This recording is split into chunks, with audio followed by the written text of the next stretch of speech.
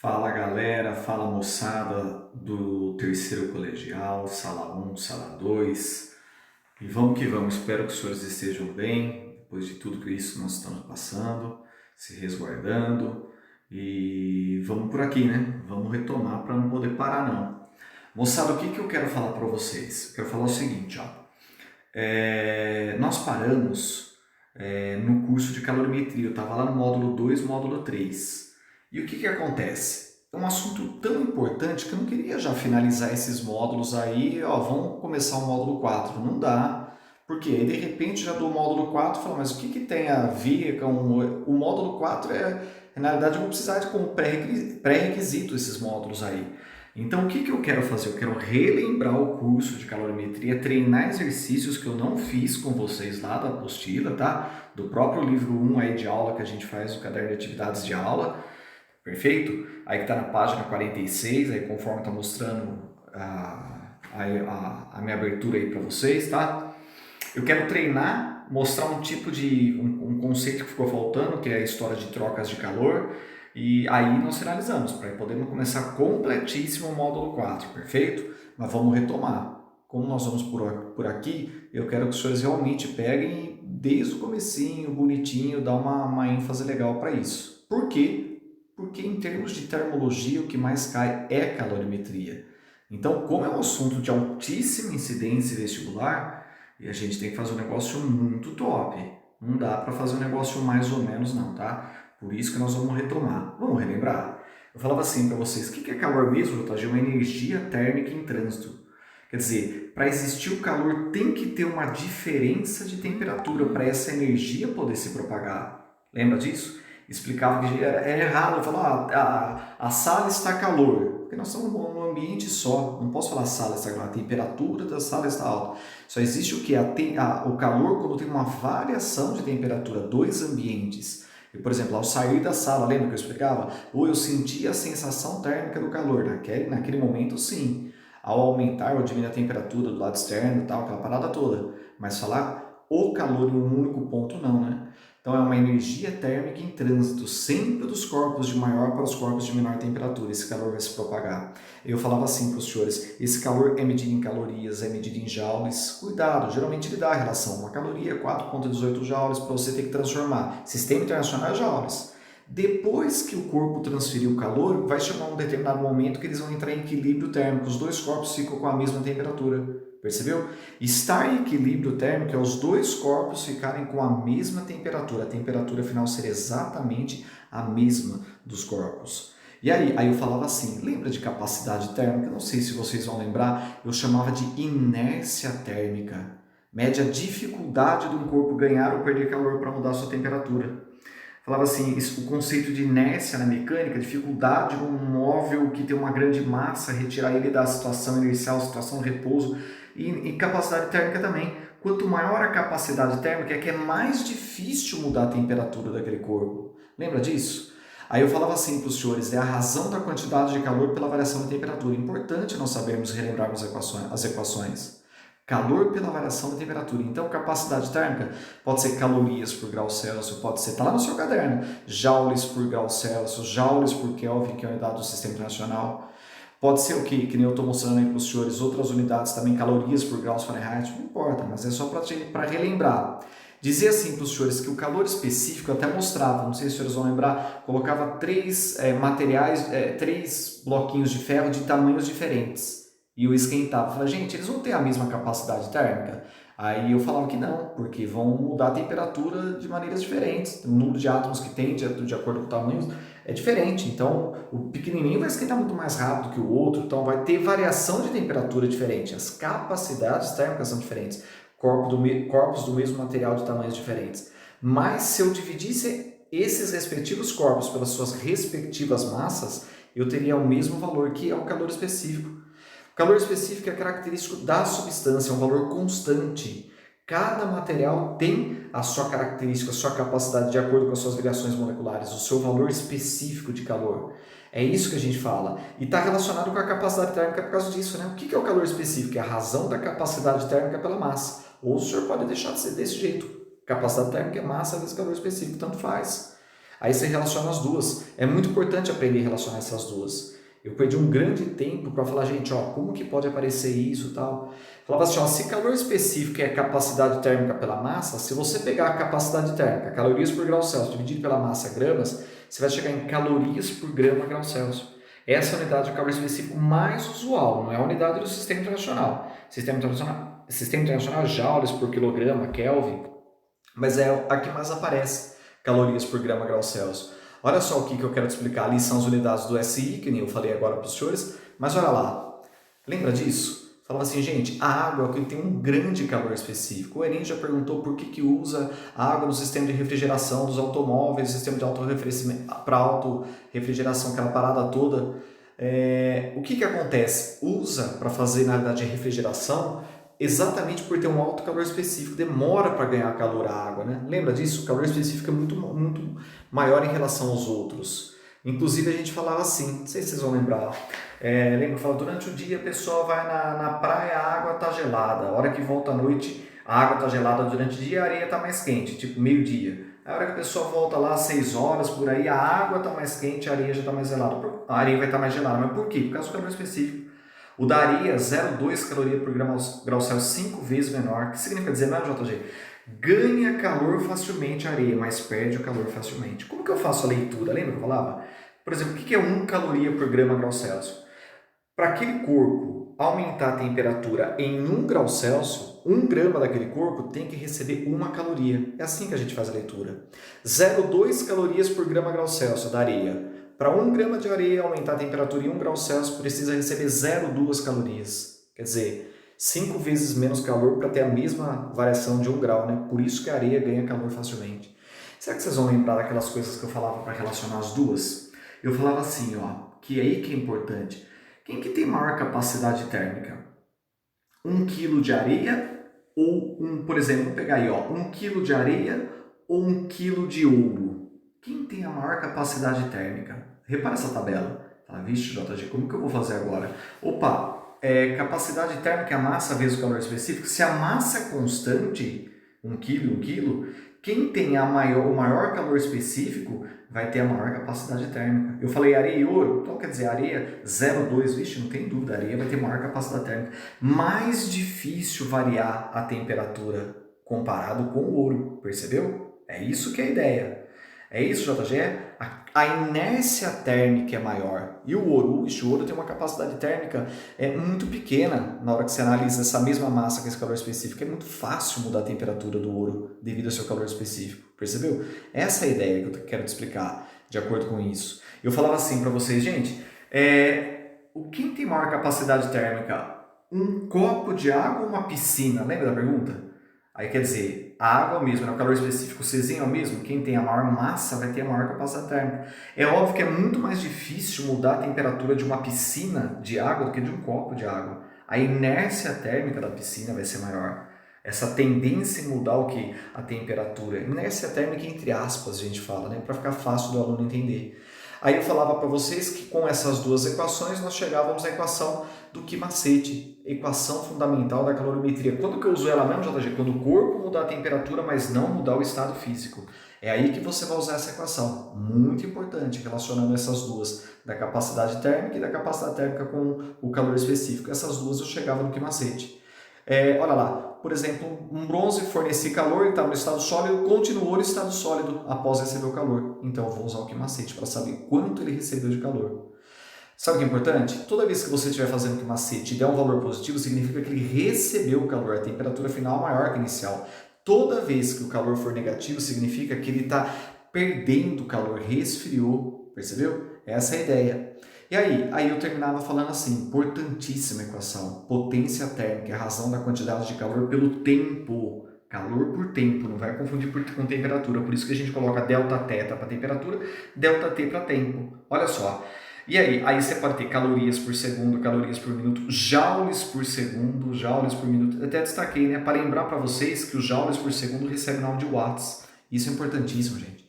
Eu dizia assim para os senhores que calor por tempo pode aparecer também como sendo energia por tempo na eletricidade, pode aparecer na mecânica trabalho por tempo. É a mesma coisa, né? Tudo é medido em joules por segundo, em watts, tudo é medido em joules por minuto. É assim que é a ideia. A fórmula é muito importante em termos de vestibular, em termos de conceitos físicos, tá bom? E aí? Aí que eu queria realmente, depois de relembrar, falar para vocês sobre esse assunto. Eu vou te explicar bonitinho, que daí tem toda a teoria, tá? Nós vamos pegar vários corpos e vamos deixar no mesmo local. Imagina, eu tenho um recipiente fechado, como se fosse um isopor totalmente fechado. Eu vou mergulhar ali um bloco de ferro, eu vou mergulhar ali uma certa... Lá dentro tinha água. E o que acontece? Depois de um determinado momento, tudo ficou à mesma temperatura. O ferro estava, sei lá, 100 graus Celsius, a água estava 20. De repente eu fui lá e coloquei um termômetro e vi que tudo estava à mesma temperatura. Mas por que, JG? É porque um doou calor para o outro. Quem? Sempre o de maior temperatura para o de menor. No caso, o ferro para a água. Só que ele pergunta, né? Então, o que acontece? O que um perdeu, o outro vai ganhar. Sempre essa parada. Então, quem perde calor é negativo, quem ganha é positivo. Se eu somar essas quantidades de calor cedido mais o recebido, sempre vai ser igual a zero. É isso? É. Trocas de calor, olha que interessante. O conceito de troca de calor é muito fácil. Mas a hora que você aplica, tem que ter um certo cuidado. Deixa eu te mostrar de novo aqui para ficar um pouquinho mais didático essa parada. Tenho dois corpos de temperaturas diferentes. E aí? Aí de repente o corpo A vai doar calor para o corpo B, porque ele está com uma maior temperatura, certo? Você concorda? Quem perde calor fica negativo. Então o calor perdido pelo A, sei lá, deu 1000 calorias, então menos 1000 calorias. E o B? O B vai ganhar esse calor, então o B vai ganhar mais 1000 calorias, não é isso? Então se eu pegar o que um perdeu, o que o outro recebeu, vai ser igual a zero. Menos 1000 mais 1000 é igual a zero. A fórmula é simplesmente essa. Não é para chegar nessa fórmula bem suave o conceito físico. Tem que ficar esperto para aplicar ela. Aí que é a grande parada. Olha só que interessante que eu quero te explicar. Isso só acontece quando as temperaturas forem diferentes, essas trocas de calor. Na hora que eles atingiram a mesma temperatura, ou seja, atingiram o equilíbrio térmico, aí já não tem mais trocas de calor. Tem que ter temperaturas diferentes. Agora, sabe o que eu quero mostrar para os senhores? Isso seria o paraíso para resolver o exercício. A gente chama de sistema ideal. Mas o que eles podem fazer? Uma situação ideal, eles podem complicar um pouco sua vida.